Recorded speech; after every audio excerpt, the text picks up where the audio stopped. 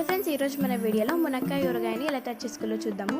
ముందుగా మునక్కాయని తీసుకొని క్లీన్ చేసి కట్ చేసుకొని తడి మొత్తం కూడా ఆరిపెట్టేట్టుగా పెట్టుకోవాలి. ప్యాన్లోకి 2 స్పూన్ల మెంతులు, 4 స్పూన్ల ఆవాలు వేసుకొని కొద్దిగా జీలకర్రను వేసి వేయించి పొడి చేసుకోవాలి. ప్యాన్లోకి 2 స్పూన్ల ఆయిల్ని వేసేసి కట్ చేసి పెట్టుకున్న మునక్కాయ ముక్కలు వేసి ఉప్పు వేసుకొని మూత పెట్టి మగ్గించుకోవాలి. ఇలా మెత్తగా ఎంతవరకు మగ్గించుకుంటే సరిపోతుంది. తర్వాత అదే ప్యాన్లోకి ఇంకొద్దిగా ఆయిల్ని వేసుకొని పోపు పెట్టుకోవాలి.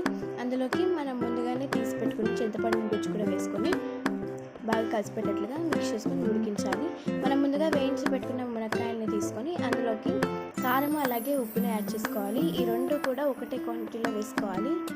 ఇప్పుడు అందులోకి మనం ముందుగా వేయించి మిక్సీ పెట్టుకున్న ఆవాలు, మెంతుల పొడి అలాగే పోపు పెట్టుకున్న ఈ మిశ్రమాన్ని కూడా వేసేసుకొని బాగా కలిసిపెట్టేట్టుగా మిక్స్ చేసుకోవాలి.